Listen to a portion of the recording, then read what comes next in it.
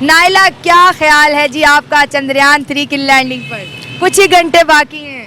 मेरे तो जज्बात इतने हाई लेवल के हैं, मुझे इतनी ज़्यादा एक्साइटमेंट हो रही है कि क्या होने वाला है। मेरे तो दिली विश है कि होपफुली चंद्रयान 3 सक्सेसफुल हो जाए। मेरी बड़ी दुआएं हैं, क्योंकि जस्ट इंडिया का मिशन नहीं है, ये पूरी दुनिया का मिशन है। और जिस तरह से इंडिया डे बाय डे तरक्की करता जा रहा है, मुझे बहुत ज़्यादा खुशी होती है। अगर हम मोदी जी को देख लें, वो है तो सब कुछ हो सकता है। वो कोई भी मिशन करेंगे ना, तो मुझे हमेशा यही लगेगा कि वो हमेशा सक्सेसफुल रहेगा। क्योंकि जिस तरह से मैं उन लोगों की मेहनत देखती हूँ, उस तरह से मैं उन लोगों को देखती हूँ, वो इतनी ज़्यादा दिन रात मेहनत करते हैं। वहाँ की यूथ अपनी कंट्री को आगे बढ़ाने के लिए कुछ ना कुछ वो करती रहती है, दुनिया को कुछ ना कुछ वो सरप्राइज़ देते रहते हैं। तो ऐसी कंट्री जस्ट भारत ही हो सकती है। उनके सीईओ एस सोमनाथ जी ने कहा है कि भाई हर सूरत में लैंडिंग होगी। और मुझे भी यकीन है, दुनिया जो मर्जी कहती रहे, क्योंकि जिस तरह से मैंने उन लोगों की फीलिंग्स देखी हैं, तो मुझे दिली ख्वाहिश है कि जब मैं सुबह उठूं और मेरे कान में एक न्यूज़ आए। तब तुम उठी होगी, 6:04 है। मोबाइल देखूं और मैं देखूं और हर तरफ ये गुड न्यूज़ फैली हो कि चंद्रयान 3 बहुत ही अच्छे से लैंड कर गया है, तो उस दिन मैं कुछ ना कुछ अपनी गली में ज़रूर बच्चों को खिलाऊंगी। अच्छा, इतनी खुशी किस बात की है तुम्हें, ये बताओ। यार देखो, हम तो कुछ नहीं कर सकते, ठीक है, और हम अगले 100 लोग बोलते हैं 100 साल, मैं बोलूँगी 300 साल तक हम बहुत ज़्यादा पीछे हैं, ठीक है। हमें मोदी जैसे लीडर चाहिए। मुझे मोदी जी से बहुत प्यार है। मैं विश करती हूँ काश वो यहाँ के पीएम बनते, या अगर वो यहाँ पे कहीं रहते मैं उनको ले आती, मिन्नतें तरले करके ले आती कि प्लीज़ आ जाए, हमें भी अच्छा फ्यूचर आपकी वजह से सेव हो सकता है। लेकिन कुछ नहीं कर सकते हमें ऐसे। अच्छा, हम तालीम की तरफ क्यों नहीं आते, ये बताओ। मैं बताती हूँ, यहाँ पर इन लोगों के पास ना अच्छी एजुकेशन है, ना अच्छे पीएम है, ना अच्छे इंसान है। यहाँ पे कुछ भी नहीं है। मैं क्या बोलूँ, यहाँ पे जस्ट टेररिज्म है, ठीक है, जो पूरी दुनिया में करते फिर रहे हैं, और फिर इनको गेट आउट करके निकाल दिया जाता है। अफसोसनाक खबर है, लेकिन क्या करना पड़े, यही रियलिटी है। और आज हम बोल रहे हैं, जस्ट मैं नहीं, किसी भी पाकिस्तान से आप पूछेंगी वो यही आपको आंस देगा कि यहाँ पे किसी किस्म की तरक्की नहीं है। रोड्स टूटी फूटी हैं, गाड़ी में और रिक्शे में, और ऐसे लगता है पता नहीं इंसान कहाँ पे सफ़र कर रहा है। बूढ़ा इंसान तो यहाँ पे सफ़र पे जाते जाते उसकी डेथ हो जाए, तो मतलब हम चांद पे नहीं जा सकते कभी? चांद पे क्या, हम अच्छे तरीके से हॉस्पिटल पहुंच जाए, बड़ी बात है। तुम चांद की बात करिए, हम ऐसे देख रहे हैं ना, कितना दूर आसमान मुझे लग रहा है, और चांद पे जाने की इनकी औकात है नहीं। वो जस्ट मोदी जी का जो माइंड सेट है, वही अपनी कंट्री को इस लेवल पर लेकर जा सकते हैं। और मैं ये लास्ट पर मैसेज देना चाहूँगी कि इंडियंस को जितनी रिस्पेक्ट मिलती है, वहाँ के पीएम को जितनी रिस्पेक्ट मिलती है, वो उनकी मेहनत से है।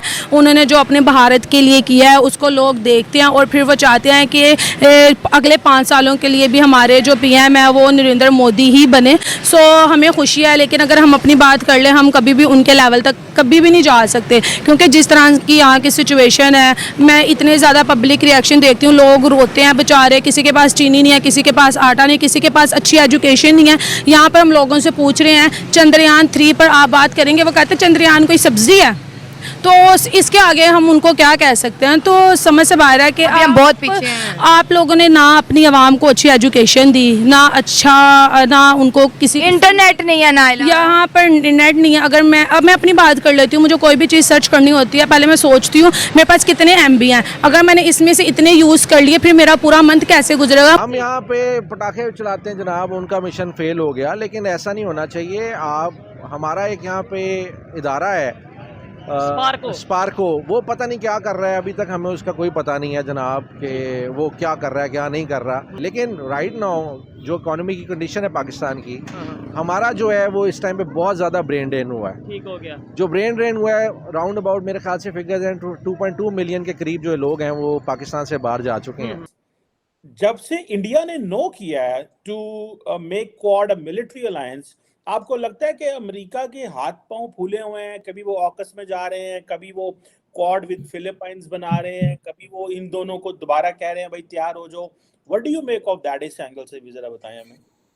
देखिए, अमेरिका में ये जो लफ्ज इस्तेमाल होता है ना, फोर्स मल्टीप्लायर, तो अमेरिका के एलाइज और फोर्स मल्टीप्लायर्स सब्सिडाइज कर देते हैं अमेरिका की डिफेंस, उनको बेसिस मिल जाते हैं, हथियार सब्सिडाइज। देखिए, अगर आपको 1000 F-16 चाहिए और आप 2000 बना रहे हैं, 1000 बेच रहे हैं, तो आपके 1000 जो F-16 से उनकी कीमत कम हो जाती है ना, इकोनॉमीज ऑफ स्केल की वजह से। और आप सबको थोड़ी बेचेंगे F-16, आप अपने एलाइज को ही बेचेंगे, राइट। सो अमेरिका के लिए there are lots of benefits from allies, allies को बढ़ाना, और दे रियलाइज कि एलाइज के वजह से इन्होंने जो कोल्ड वॉर भी जीती, एलाइज के वजह से वर्ल्ड वॉर 2 भी एलाइज के वजह से जीती। सो एलाइज आर वेरी इंपॉर्टेंट। अगर आप देख लें, मुझे अच्छी तरह से याद है, एक स्टूडेंट ने मुझे धमकी दी थी क्लास में, मैंने उसको चीटिंग करते हुए पकड़ लिया था। तो उसने कहा तुम बाहर निकलो, मैं तुम्हें देख लूंगा। तो मैंने कहा मजा नहीं आएगा, तुम अपनी गैंग लेकर आओ, मैं अपनी गैंग लेकर आता हूँ, तब मजा आएगा।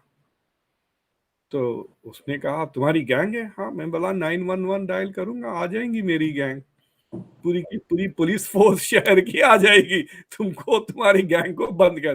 तो उसमें क्या हो, वो डर गया। So that is how America is. America के पास गैंग है, चाइना के पास गैंग नहीं है। अगर अमेरिका लड़ने आया चाइना से, वो अकेला नहीं आएगा, वो इंडिया को, जापान को, साउथ कोरिया को, पूरा नेटो को लेकर आएगा।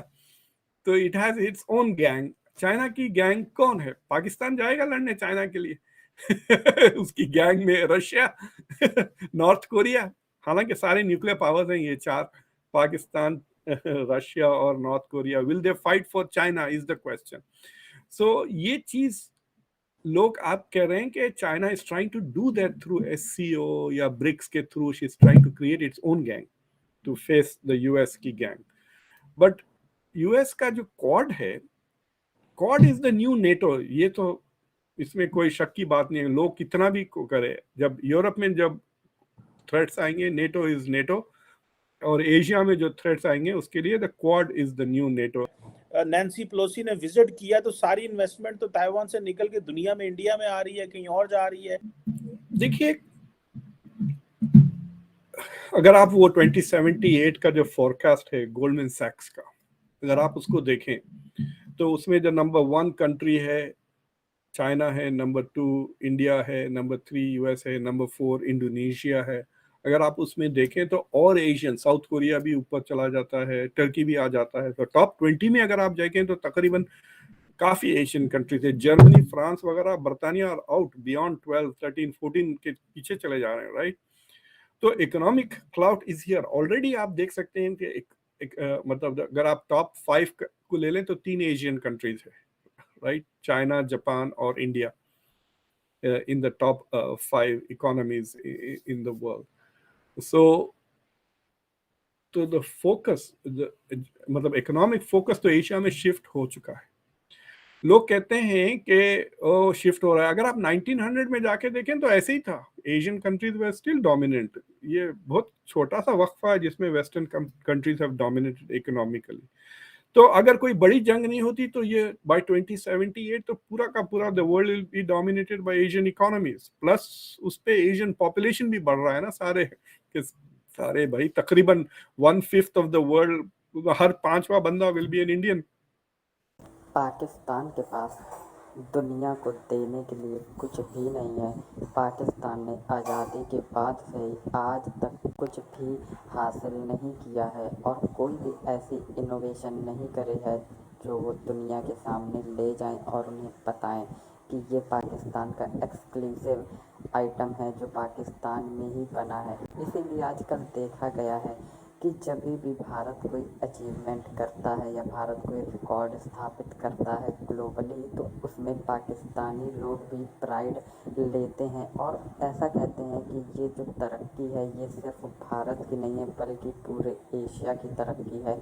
ये नज़रिया बिल्कुल सही है, लेकिन इसी के साथ पाकिस्तान का दोगलापन इस बात पर दिखता है कि एक तरफ वो भारत की तारीफ़ करते हैं, वहीं दूसरी तरफ कहते हैं कि भारत में बहुत गुर्बत है, भारत में बहुत ही ज़्यादा टॉयलेट्स की कमी है और भारत को डिफेम करने का पूरा ट्राई करते हैं। और दूसरी तरफ जब भारत कोई अचीवमेंट करता है तो उसके लिए क्रेडिट लेने लगते हैं, खुशियाँ मनाने लगते हैं।